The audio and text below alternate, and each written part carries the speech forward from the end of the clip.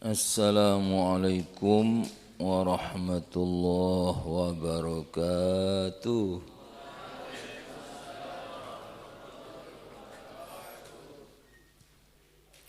Bismillahirrahmanirrahim. Alhamdulillahi rabbil alamin. Wassalatu wassalamu ala asyrafil anbiya'i wal mursalin Sayyidina maulana Muhammadin wa ala alihi wa sahbihi ajma'in, amma ba'd. Fad'a li salamati dinina dunyana ukhrana liridha'illahi ta'ala. Al-Fatihah. Bismillahirrahmanirrahim. Iyyaka na'budu wa iyyaka nasta'in. Ihdinas صراط الذين أنعمت عليهم غير المغضوب عليهم ولا الضالين آمين. بسم الله الرحمن الرحيم.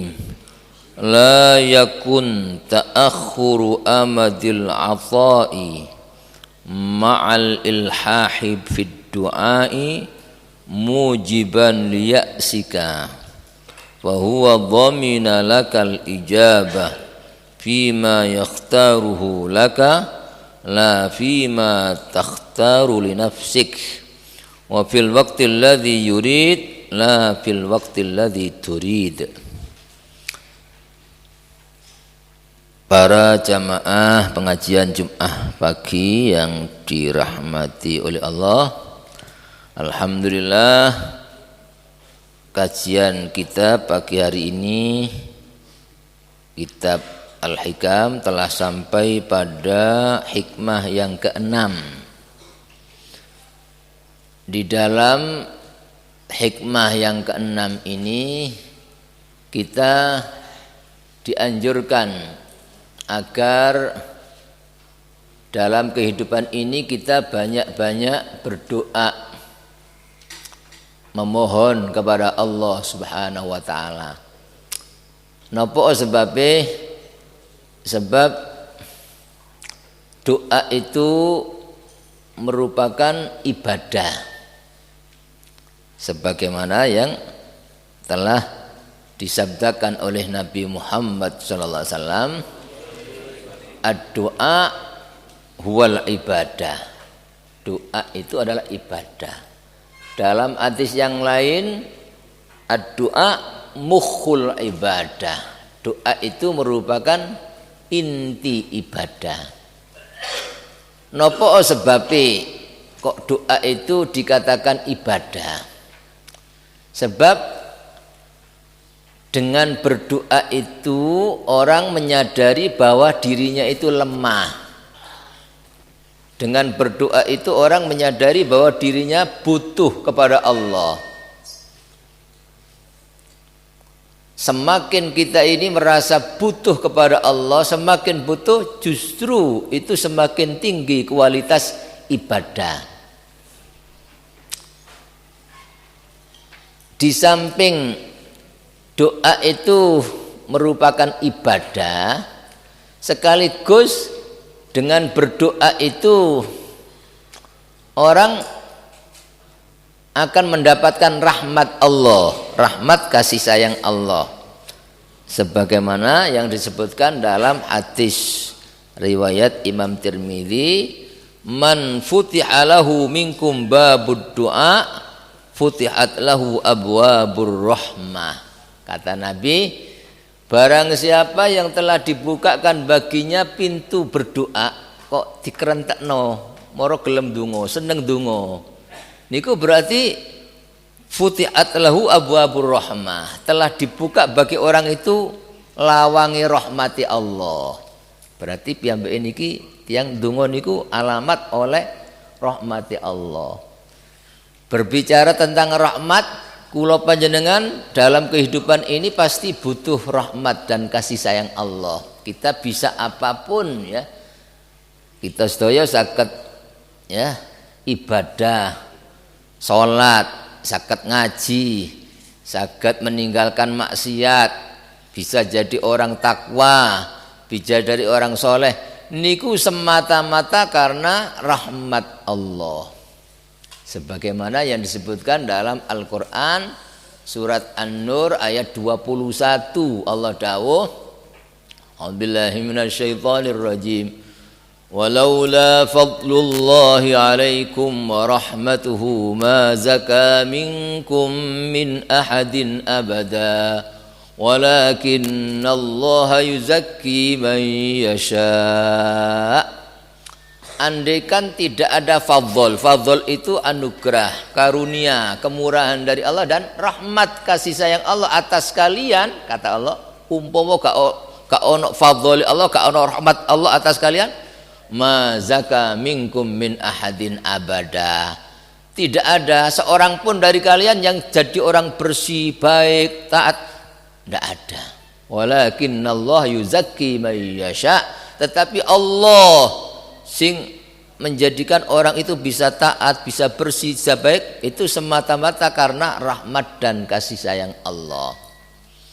Niku yang kedua, napa kula panjenengan dikengken urip niki banyak-banyak berdoa ya, memohon bantuan dan pertolongan Allah. Yang ketiga, napa kula panjenengan niki dikengken banyak-banyak berdoa dalam kehidupan niki, sebab doa itu merupakan senjata orang mukmin ya. Senjata ya, sebagaimana orang ya ketika menghadapi bahaya itu ya harus ya senjata, punya senjata, maka doa itu seperti itu. Dalam hadis ad-du'a silahul mukmin ya. Doa itu adalah senjata ya, senjatanya orang mukmin. Jadi wong mukmin iki pun sampai ngandalno selain Allah, artinya ngandalno kekuatan, ngandalno senjata tajam niku tidak ada artinya, atau ngandalno kekuatan manusia, tapi yang diandalkan doa. Artinya doa itu bantuan dan pertolongan dari Allah. Wa nurus samawati wal ardh, dan bahkan kata Nabi doa itu merupakan cahaya yang menerangi langit dan bumi. Ya, sekaligus doa itu akan mampu menolak turunnya bala ya. Sebagaimana yang disebutkan dalam hadis Nabi Muhammad sallallahu alaihi wasallam bersabda, la ta'jizu fid du'a ya, jangan kalian lemah, artinya jangan kalian ya meremehkan dalam doa. Fa innahu la yahlika ma'ad du'ai ahadun ya. Karena tidak akan binasa, tidak akan kena bahaya ya seseorang ketika orang itu berdoa ya. Artinya asalkan doanya sungguh-sungguh pada Allah, maka doa itu akan bisa menolak bala. Juga disebutkan dalam hadis yang lain, la yuni hadzarun min qadarin, kata Nabi ya, tidak bisa kehati-hatian orang itu mencukupi dari takdir. Artinya sampun takdiri Allah, misalnya hari ini jam sekian wong kena balak, kena musibah, niku mesti kena kata loh, kalau sudah catatan Allah, takdir Allah. Tapi kata Nabi, wad-du'a'u yanfa'u mimma nazala wa mimma lam yanzil ya. Tetapi doa itu pasti berguna, bermanfaat, baik terhadap sesuatu yang sudah terjadi maupun yang belum terjadi. Wa innal bala la yanzil, kata Nabi, dan sesungguhnya bala itu sesuai dengan catatan turun dari atas, sesuai dengan catatan Allah ya. Tahun ini, hari ini di mana akan terkait niku sudah ada. Jadi tidak ada bala yang menimpa sekecil apapun, pasti sudah ada catatan Allah. Nah, itu kata Nabi, bala itu turun dari langit ya sesuai dengan catatan Allah. Fayalqahu du'a, kata Nabi, maka turunnya bala itu dihadang oleh doa.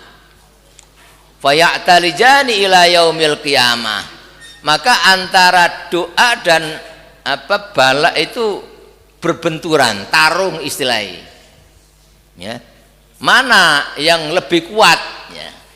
Jadi kalau unsur doanya itu yang donga khusyuk ya, mantep dongane, maka doa itu akan bisa menolak ya. Jadi mesti ini mudun gak sida ngoten karena ditolak, tak kena.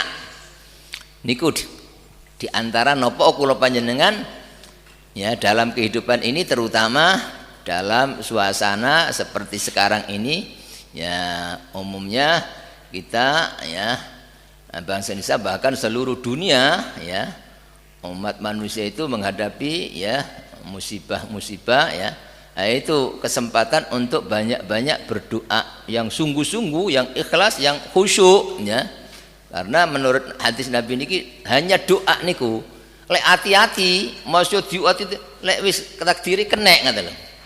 Tapi lek doa niku saged menolak. Niku kita pun sampai ngeremehkan berdoa ya. Jadi hati-hati ya, memang dianjurkan, tapi ojo mek hati-hati tok ya, jaga-jaga harus ya. Tapi ya yang lebih diandalkan lagi adalah doa. Dan itu dikisahkan dalam apa? Ya, dalam sebagian kitab ya. Di zaman dulu ada ya seorang wali yang terkenal ya, Syekh Abdul Qadir Al-Jilani. Semua orang Islam pasti ya sering mendengar sebutan nama Syekh Abdul Qadir Al-Jilani. Nah ini di zaman itu juga ada seorang ulama sepuh ya, yang terkenal. Ulama sepuh ini ya tahu tentang apa yang akan terjadi, dikasih tahu oleh Allah. Jadi apa sing bakal terjadi itu dikasih tahu, catatan yang di Lauhul Mahfuz. Sampai di masyarakat itu setiap orang akan ada apa, pergi jauh, ada hajat apa, mesti datang kepada ulama sepuh itu ya, untuk minta apa, doa, minta restu ya.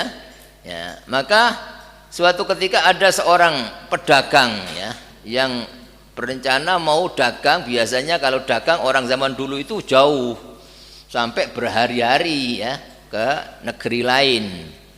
Maka sebelum berangkat sebagaimana biasa sowan tenggene ulama sepuh niku, wahai Syekh, saya ini mau berangkat dagang besok ya, bagaimana Syekh, tolong apa ya, doakan ya. Akhirnya biasanya ya ulama ini, ulama sepuh ini kalau ada orang datang minta ya pendapat, beliau menunduk ya.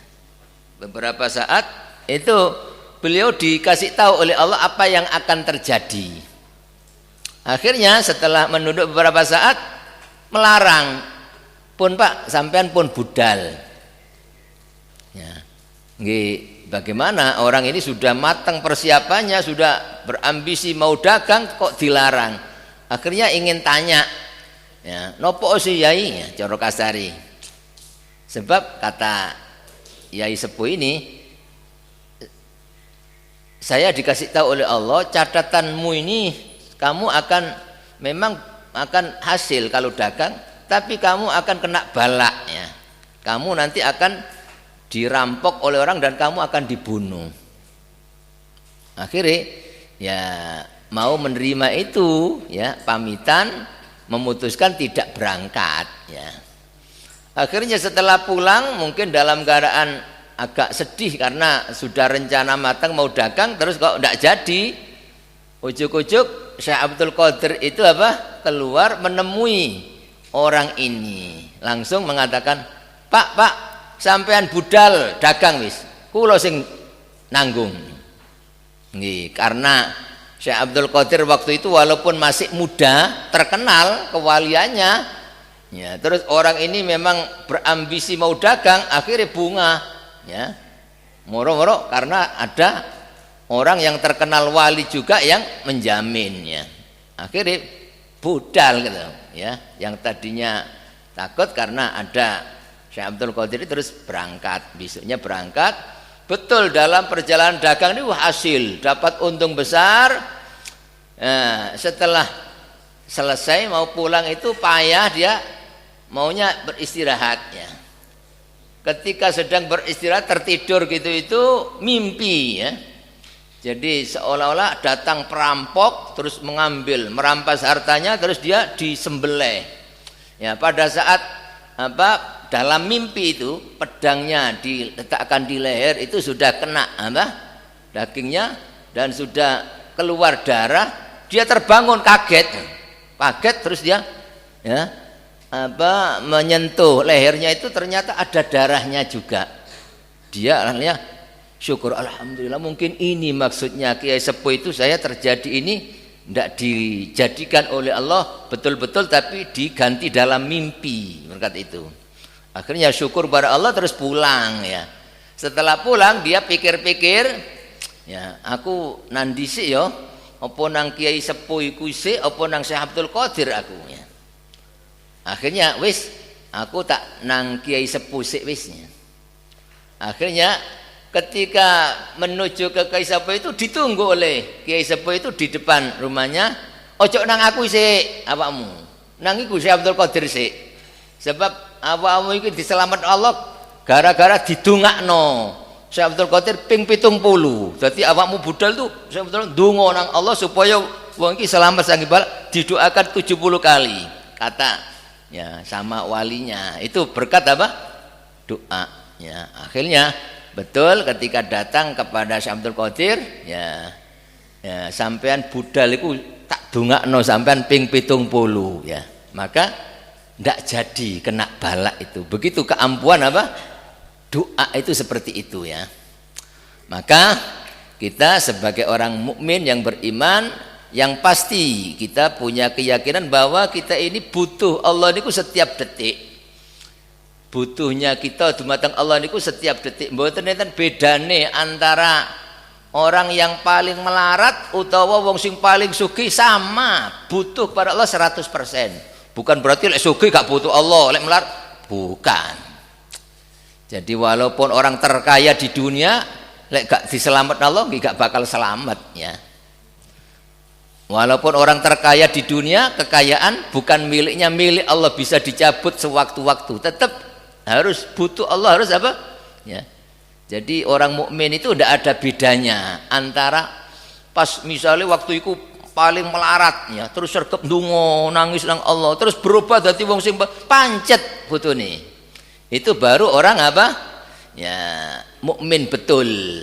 Jadi merasa dia butuh pada Allah. Tapi lek ana wong nalika melarat sergap ndonga, tangi bengi nangis ndonga, bareng berubah dadi wong sing sugih terus morok males ndonga. Nah, ini berarti orang ini belum iman nang Allah, seolah-olah ada yang bisa ya mencukupi selain Allah, seolah-olah ada yang bisa menyelamatkan selain Allah. Bukti nih nalika sugih wis gak ndonga nang Allah.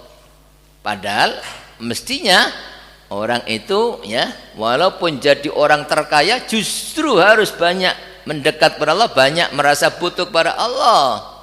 Ya, makanya biasa berhubung menungso niku sakjane seluruh dunia, seluruh makhluk ini butuh setiap detik, dimanapun berada dalam kondisi apapun.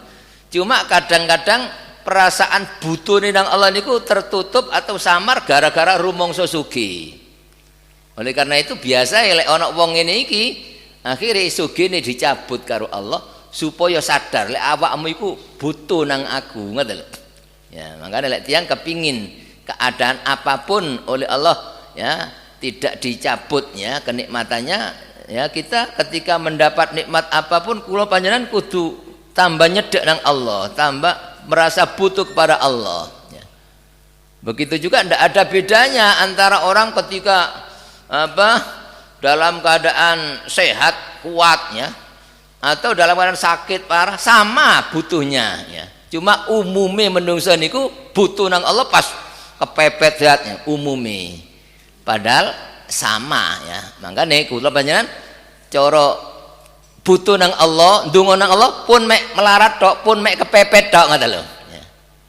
Jadi walaupun enak kaya arek-arek santri iki sehat sik gampang, tetep kudu sing nemen ndongane nang Allah. Sebab kata Nabi ketika orang itu nalika enak ya. Terus kok sergep ndonga niku suatu saat ana gak enake ndang-ndang diilingi Allah ngoten lho. Wonten hadise niku. Ya'rifillah fir raha ya'rifka fisyiddah kata Nabi. mengenallah Allahnya rumong sebutu nang Allah nalika enak, nalika lancar, nalika sehat, nalika kuat, nalika apa ya aman sing akeh ilingin nang Allah ya. Ya'rifka fi syiddah, ketika engkau menghadapi kesengsaraan, kesulitan, cobaan, kamu akan segera ditolong oleh Allah ya.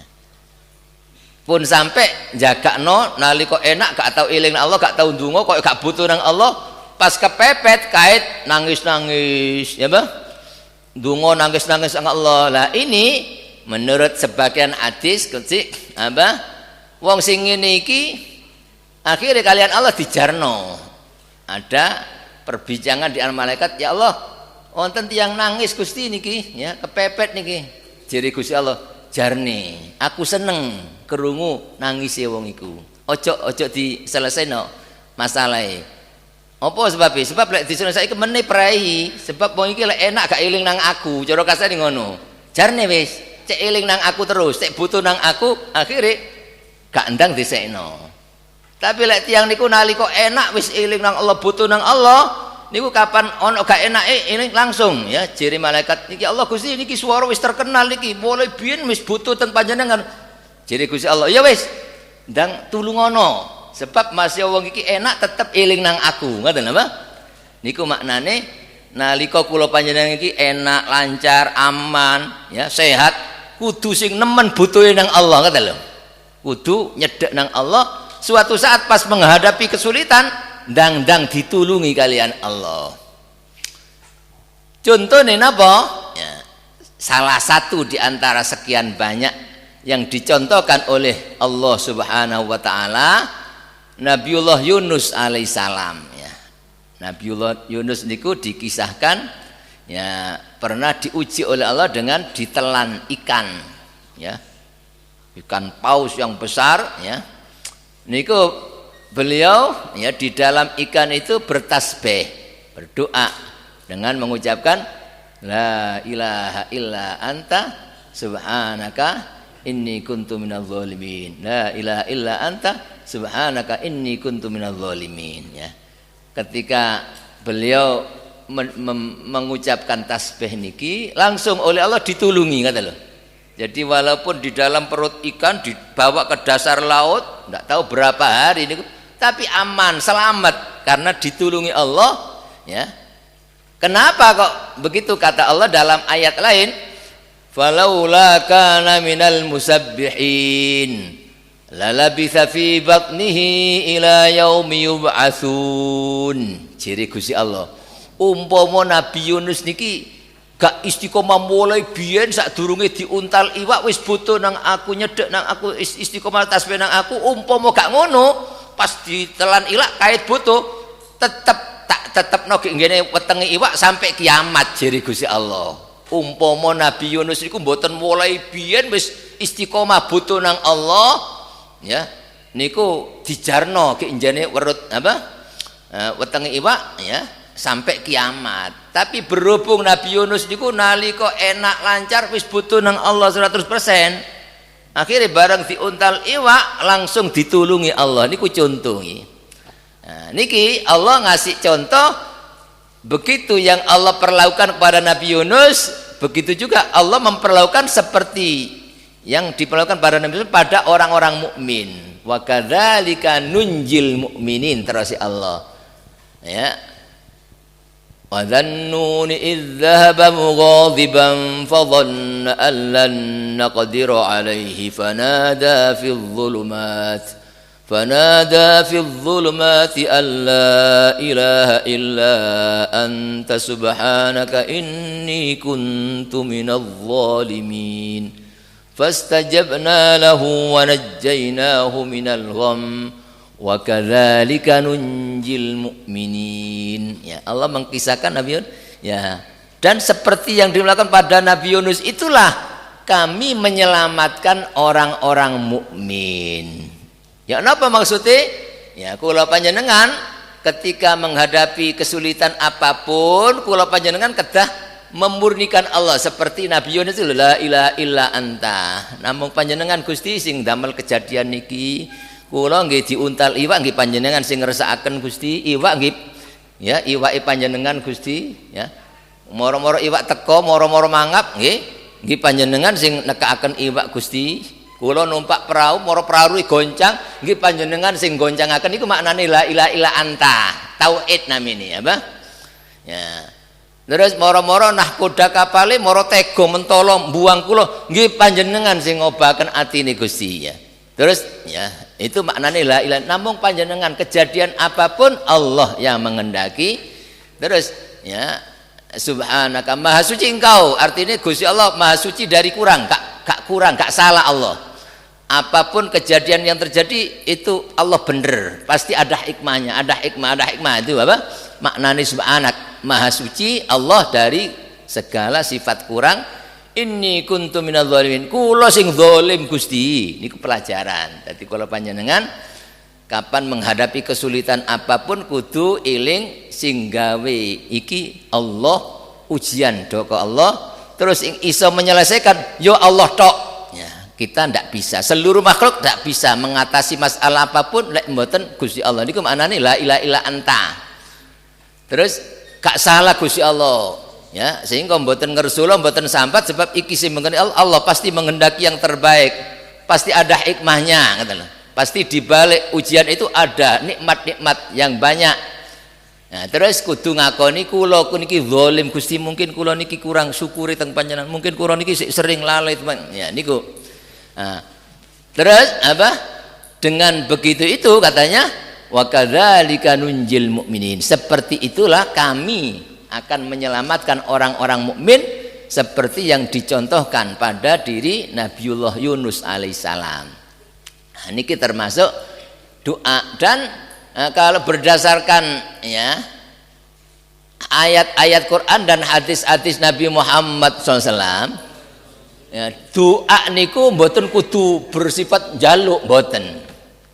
Ketika orang itu memurnikan Allah, mengisahkan Allah bertauhid niku sakjane wis doa bahkan doa sing paling top ya. Maka dikatakan dalam hadis apa termasuk al ismul a'zam artinya ismul a'zam niku coro asma ya atau doa yang paling top ya paling ampuh yaitu dakwatu Yunus ya doa ini Nabi Yunus padahal kan jaluke kata lho la ilaha illa anta subhanaka inni kuntu minadz zalimin ndak jaluk tapi meyakini iki kejadian panjenengan Gusti sing saged nulungi namung panjenengan Gusti ya apa ya.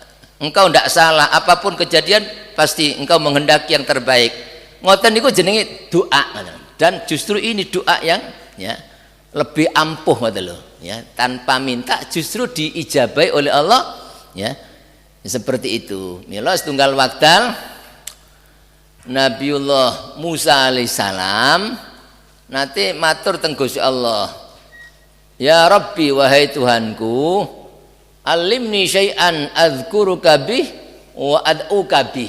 Jadi Nabi Musa ngoten ya Allah tolong panjenengan ajari kula sesuatu sing saged kula damel zikir sekaligus kula damel donga. Padahal mintanya sing ajarkan kepadaku sesuatu sing saged kula damel zikir dan sekaligus saya buat doa. Apa kata Allah? Qul la ilaha illallah. Allah benar. Awakmu ngucap la ilaha illallah. Nah, padahal la ilaha illallah tidak ada unsur mintanya tapi kata Allah sekaligus itu untuk doa.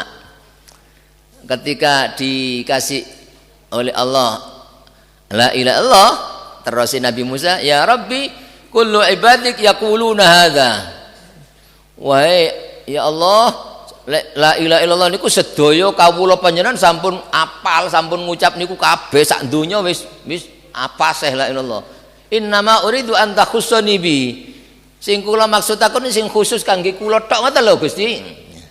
Ya, kenapa terus Gusti Allah? Ya Musa, lau anna samawati sab' wal ardhina sab' ya fi kifatin wala ilallah fi kifatin lamalat bihinna la ilaha illallah.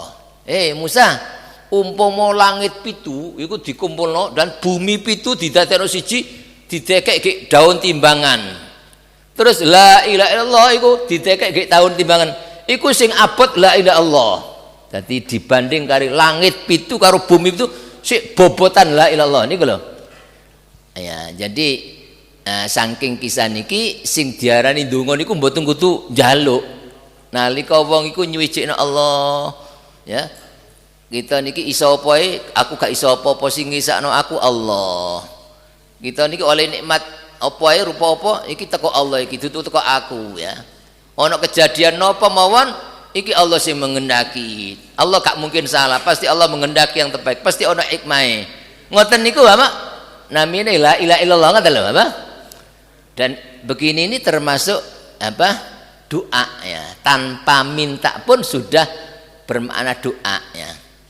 Niki maknane dalam hikmah yang ke-6 niki kula panjenengan ya dikengken ya, istiqomah dalam kondisi apapun ya, enak justru harus banyak berdoa ya. Ketika orang nanti mengalami tidak enak niku akan segera ditolong oleh Allah. Tapi lek tiyang nyedeki nang Allah, rumangsa butuhne nang Allah, pas kepepet tok umume ngoten nggih, umume ya niku nalika sugih wis koyo-koyo gak butuh nang Allah, koyo-koyo harta segala-galanya. Ngeten niki jenenge ya tiyang berarti menuhankan harta.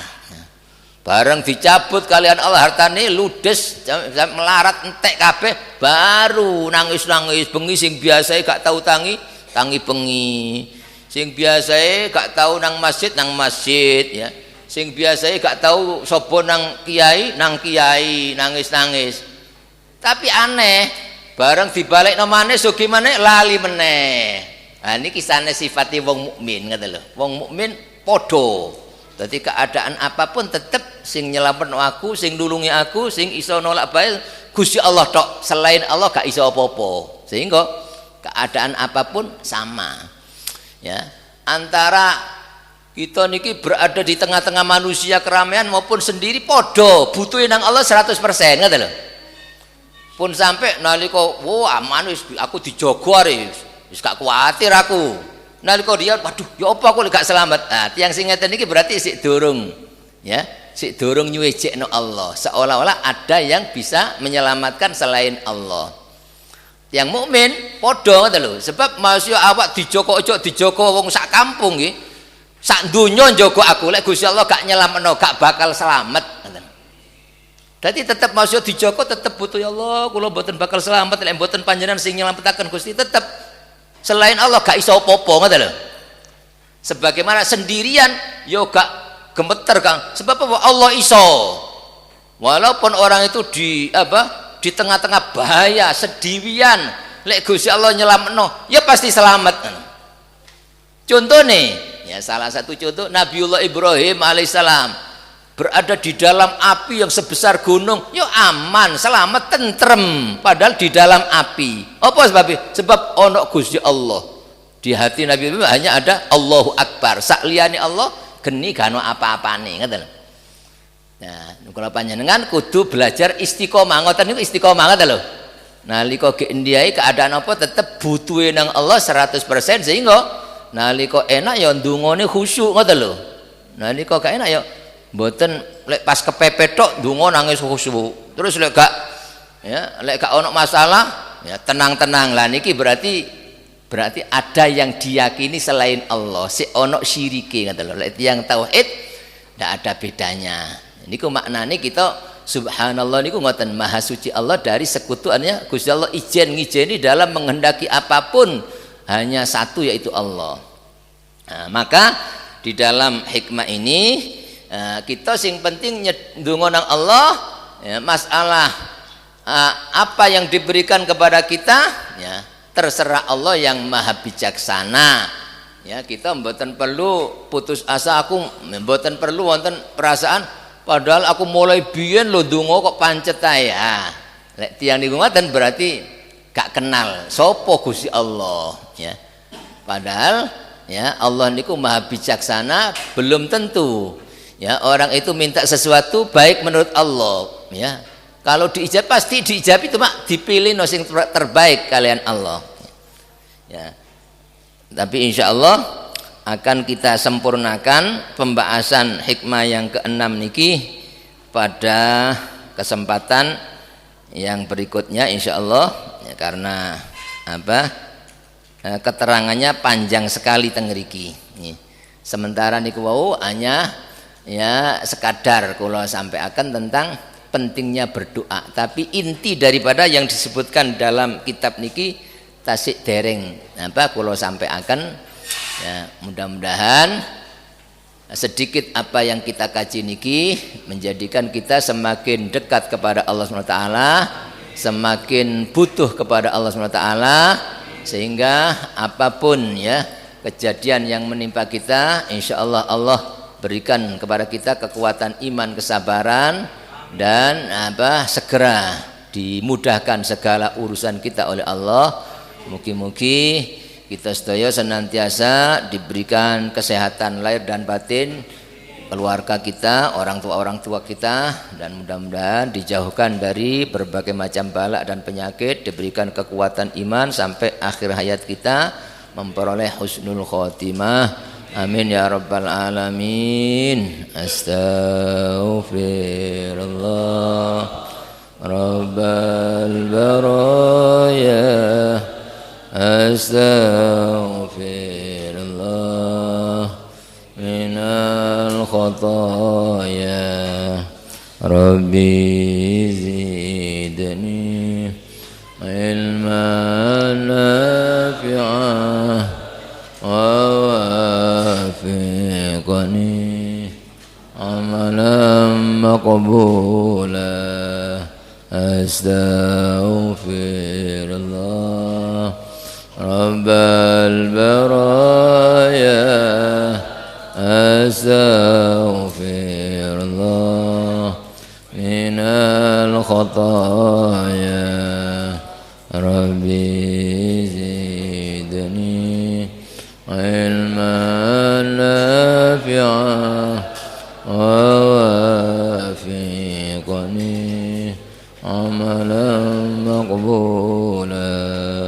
أستغفر الله رب البرايا، أستغفر الله من الخطايا، ربي زدني علما نافعا ووافقني عملا مقبولا. بسم الله الرحمن الرحيم. الحمد لله، اللهم صل وسلم وبارك على سيدنا مولانا محمد النبي الأمي وعلى آله وصحبه أجمعين. ربنا ظلمنا أنفسنا إن لم تغفر لنا وترحمنا لنكونن من الخاسرين. ربنا انفعنا بما علمتنا، رب علمنا الذي ينفعنا، رب زدنا علما نافعا. اللهم إنا نسألك حسن الخاتمة ونعوذ بك من سوء الخاتمة. اللهم إنا نسألك العافية في الدنيا والآخرة. وصلى الله على سيدنا محمد وعلى آله وصحبه وسلم، والحمد لله رب العالمين. والسلام عليكم ورحمة الله وبركاته.